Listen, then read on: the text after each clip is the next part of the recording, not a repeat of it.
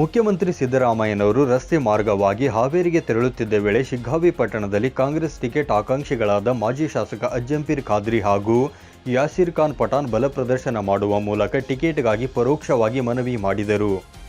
ವಿವಿಧ ಕಾರ್ಯಕ್ರಮಗಳ ಅಂಗವಾಗಿ ಶಿಗ್ಗಾವಿ ಮಾರ್ಗವಾಗಿ ಹಾವೇರಿಗೆ ಹೋಗುವಾಗ ಪಟ್ಟಣದ ಹೊರವಲಯದಲ್ಲಿ ನೆರೆದಿದ್ದ ಅಪಾರ ಸಂಖ್ಯೆಯ ಕಾಂಗ್ರೆಸ್ ಕಾರ್ಯಕರ್ತರನ್ನು ಸಿಎಂ ಭೇಟಿ ಮಾಡಿದರು. ಶಿಗ್ಗಾವಿ ಉಪಚುನಾವಣೆ ಹಿನ್ನೆಲೆಯಲ್ಲಿ ಟಿಕೆಟ್ ಆಕಾಂಕ್ಷಿಗಳು ಹಾಗೂ ಅವರ ಬೆಂಬಲಿಗರು ಪಟ್ಟಣದ ಗರುಡ ಹೋಟೆಲ್ ಹಾಗೂ ಪ್ರವಾಸಿ ಮಂದಿರದ ಬಳಿ ಪ್ರತ್ಯೇಕವಾಗಿ ನಿಂತು ಸಿಎಂಗೆ ಕಂಬಳಿ, ಹಾರ ಹಾಕಿ ಸ್ವಾಗತಿಸಿದರು. ಬೆಂಬಲಿಗರು ಅವರ ಪರ ಘೋಷಣೆ ಕೂಗಿದರು. ಈ ಸಂದರ್ಭದಲ್ಲಿ ಮಾಜಿ ಶಾಸಕ ಅಜ್ಜಂಪೀರ್ ಖಾದ್ರಿ ಕರಿ ಕಂಬಳಿ ಹೊದಿಸಿ ಸನ್ಮಾನ ಮಾಡಿದರು. ಕಾಂಗ್ರೆಸ್ ಕಾರ್ಯಕರ್ತರು ಮತ್ತು ಅಭಿಮಾನಿಗಳು ಬೆಳಗಿನಿಂದಲೇ ರಾಷ್ಟ್ರೀಯ ಹೆದ್ದಾರಿ ಪಕ್ಕದಲ್ಲಿ ಪೆಂಡಾಲ್ ಹಾಕಿಕೊಂಡು ಕಾಯುತ್ತಾ ಕುಳಿತಿರುವುದು ಕಂಡು ಬಂತು.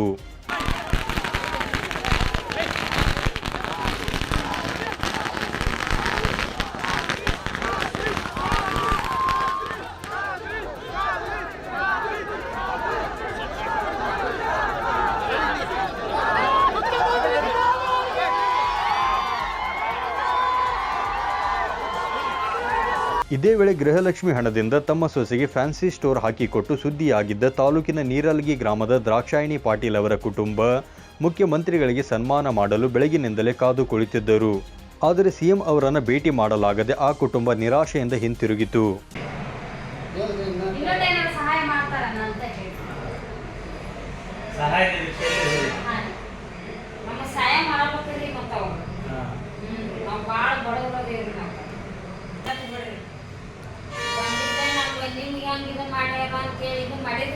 ಈ ಸಂದರ್ಭದಲ್ಲಿ ಕಾಂಗ್ರೆಸ್ ಮುಖಂಡರಾದ ಸೋಮಣ್ಣ ಬೇವಿನ ಮರದ್, ಮಾಲತೇಶ್ ಸಾಲಿ, ಅಪ್ಪಣ್ಣ ಲಮಾಣಿ, ಜಾಫರ್ ಬಾಗವಾನ್, ರವಿ ಕೋಣಪ್ಪನವರ್ ಸೇರಿದಂತೆ ಅನೇಕರು ಉಪಸ್ಥಿತರಿದ್ದರು. Suresh Eligar, 9 live news, Shiggavi.